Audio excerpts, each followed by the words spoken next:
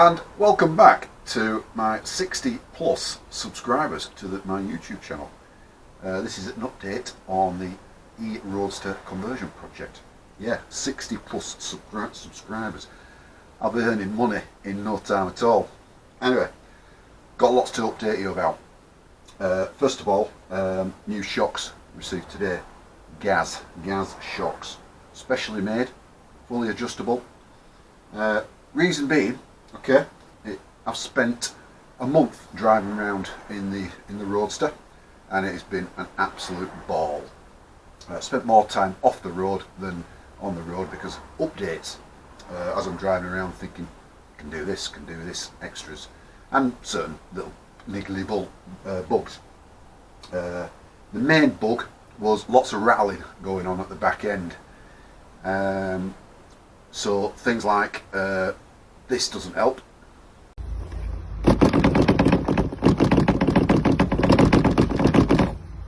For chuff's sake. That was an easy fix. Then this next clip, this is me reversing, going forward and reversing quite aggressively up the drive while videoing the electric motor. Have a look at that.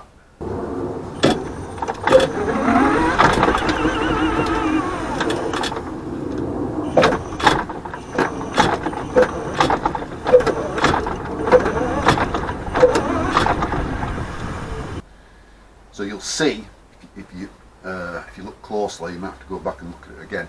The electric motor is twisting in the mounts. Right. I could have clamped it up harder, but I don't think that would have solved the problem. It would have just squashed the ribs of the electric motor. So I came up with a little cone plate that looks like this. A little cone plate just engaging with the ribs of the motor, and that basically just attaches to the bracket, engages with the ribs of the motor, stops it twisting. That's improved it. Then there was still another rattle, and it took me ages to find it, but I resorted to somebody else, my good wife, driving the car up a rough road, me hanging out the back through the sunroof, head in the engine bay, trying to find out this other knocking noise, and it turned out basically it were the shock absorber bushes, just a bit worn. So good opportunity to get some new shocks. So I'm going to wang these in. There were other knocks and rattles that I cured. The whole back end was a bit rattly, so I put in a bracket. Look at the picture. A bracket supporting the rear bumper, and also added another motor mount, engine mount, another one, just added in there, if you can see it. It's on top of that. So if you give me a minute, I'm going to wang these shocks in, and we'll go for a spin, and I'll update you on further improvements internally. Okay, back with my trusty camera person. I'm now going to go on about the improvements I've made inside the car. One of the things, if you remember, the display looked like, but now I've got a new display, which is this thing down here. So it's based on the lovely ESP32 with a 4.3 inch OLED display. Of course, I've written all the software myself. Touchscreen, so lots more functionality than the previous display, and of course I'm in full control of it now, which is what I wanted, so I can fiddle and play with it as much as I like. Important things to recognise here: 52% state of charge, and based on current driving history, I've got 31 miles to go, which I'll talk about range in a minute, but that's telling you, did I have 60-mile range? Unfortunately, yeah, 60 mile, but hasten to add, I was thrashing the pants off it, and you'll see why in a minute when we get going. So we've got state of charge, we've got power consumption, so it starts in the 12 o'clock position when I put my foot down, it's giving me kilowatts usage there, and then when I go to regen, it gives me positive power being fed back into the batteries. And I've got a special regen function that, again, I'll talk about. Amps, obviously stationary. Battery voltage, so we're at 170.6 volts. We then can go to, this is the net gain controller, so it's giving me all the fault codes. I've probably not chosen my colours quite well here, but it's saying traction is enabled, powering is enabled, powering is ready, forward direction. So I'm ready to go, no problems. Ready, and all the fault code numbers there that I can see you can, because of the 1950s GoPro that I'm using. Charger situation, of course, I'm disconnected. It'd be very embarrassing if I were connected and we drove off, wouldn't it, melee? So disconnected, no errors, but when I'm charging, it gives all the states up here and how long it's been charging for. So that other display didn't have this little feature in. This is, I like this. This is EMOS, which is the BMS system, EMOS cell voltage bar charts. This is giving the individual voltages of all the cells, and there's 44 cells altogether. 8, 16, 24, 32, 40, 44. Right, and it's giving all the, this is the average cell voltage for that little bank. Yeah. Now, one thing I noticed, it occasionally gets a funny, it gets maybe a misread cell voltage reading, and sometimes on this one it might even, it could be something simple like a loose connection. See that there, and it drags the average down. Now, I only know that because I know that, but some third party would look at that and think, well, oh no, 2.23 volts, that's not right. And there was no real way of knowing that. Now, what I've done to show you this little display, that display there is wireless.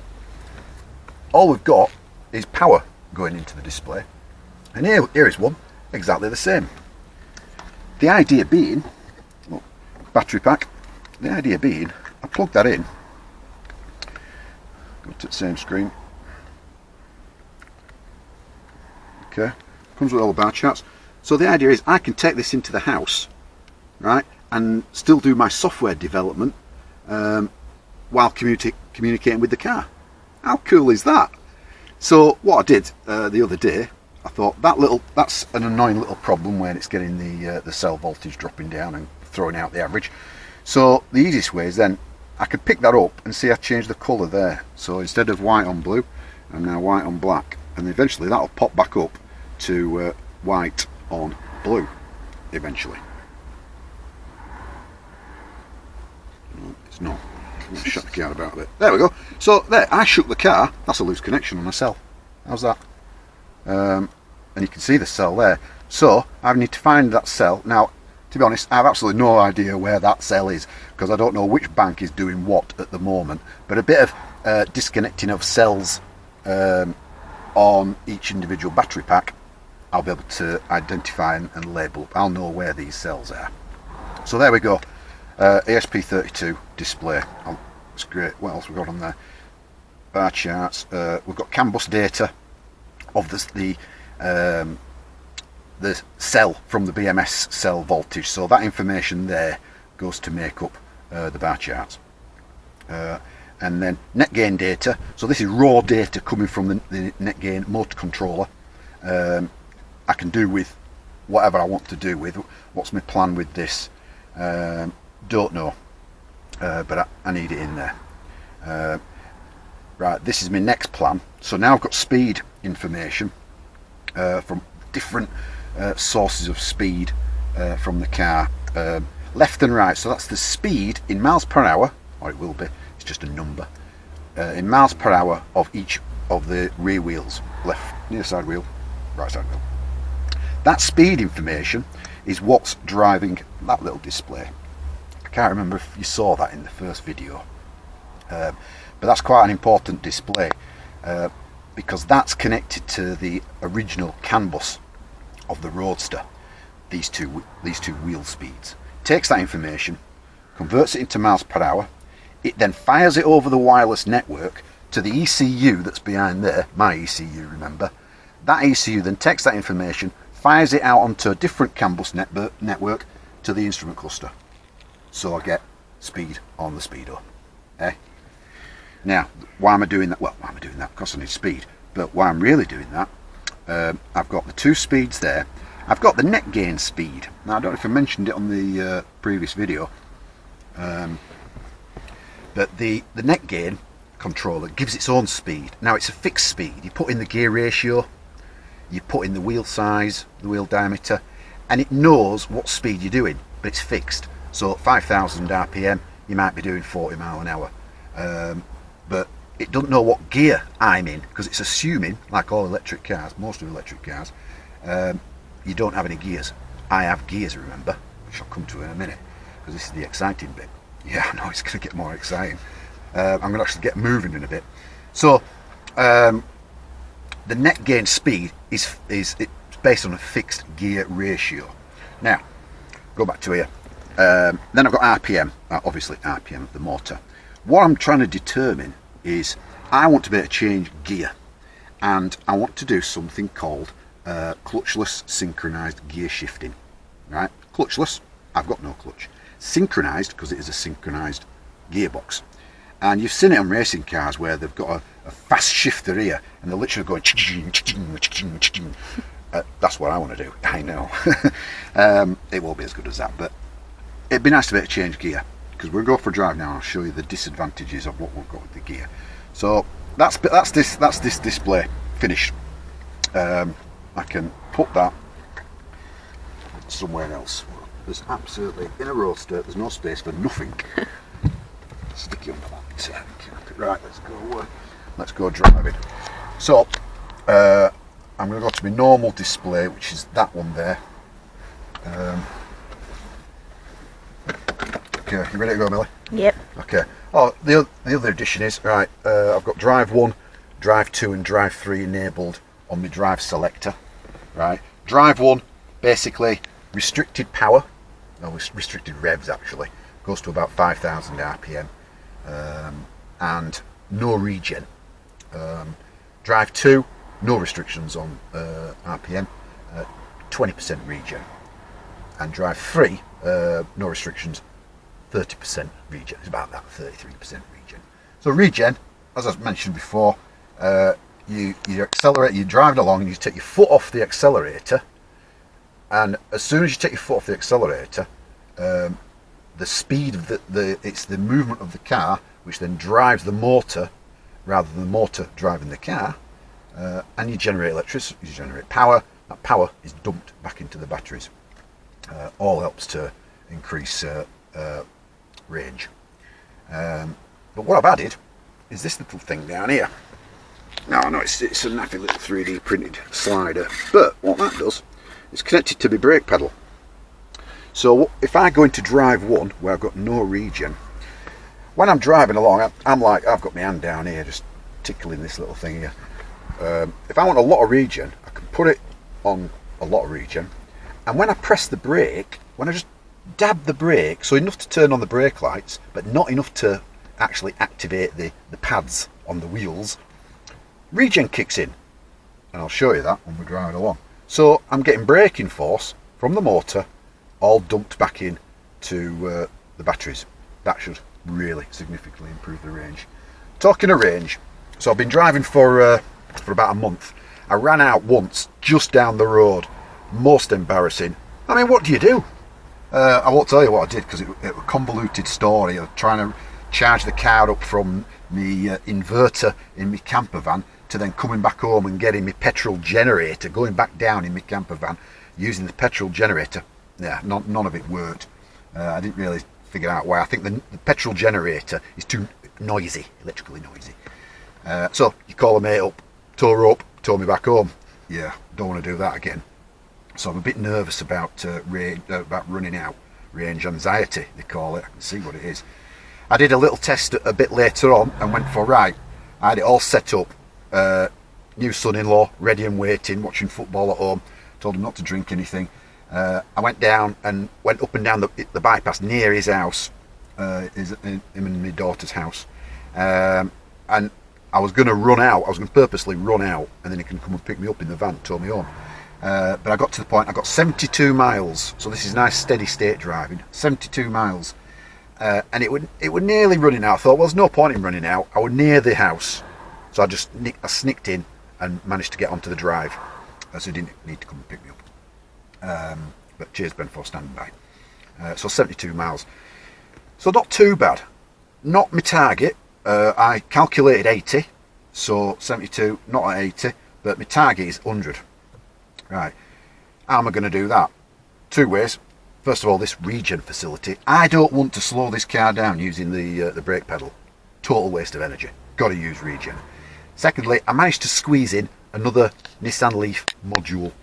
That's why the battery voltage has gone up. It was a nominal 164 volts, and now it's a nominal, when it's fully charged, 176 volts, I think. So an extra module give me a little bit more capacity. It's not quite true in that I won't go into the complexities of batteries in series and batteries in parallel, but I've actually got more kilowatts available, so it's faster. But I got a little bit more range. Now let's talk about the problem I had last time when we did some 0 to 60 tests. It was a bit poor, wasn't it? So I've made a change, and it now enables me to do things like this.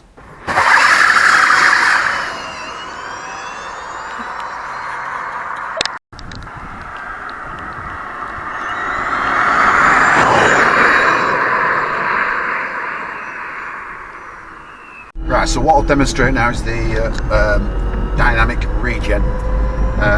So I've got no regen, so I'll take my foot off the accelerator, press the brake, and the car just slows down normal. Right, push this slider up to quite a bit of regen. Let me accelerate a bit. I'm just going to touch the brake slightly and listen. Whoa.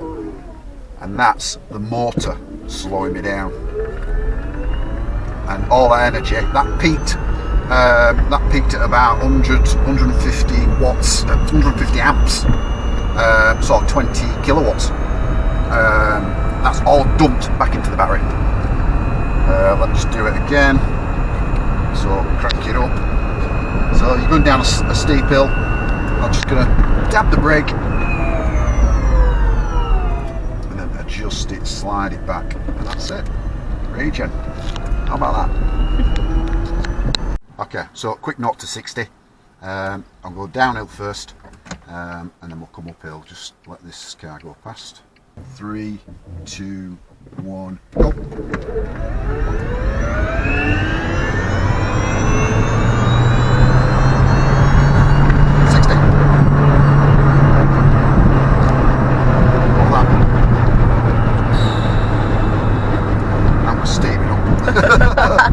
And going uphill. Are you ready? 3, 2, 1.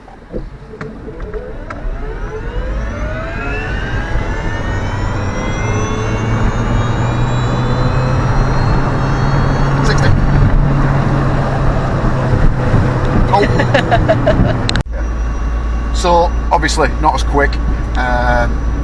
Just under 10 seconds, 9.6 seconds. And we had 7.8 seconds going downhill, so just over 8 seconds average. But remember, that's in second gear. That's setting off in second gear, I think. Yeah, it will be second because it just got to 60. So you guys in your petrol cars, you try and do a 0 to 60 test, setting off in second gear. You won't be anywhere close to that unless you've got some Porsche.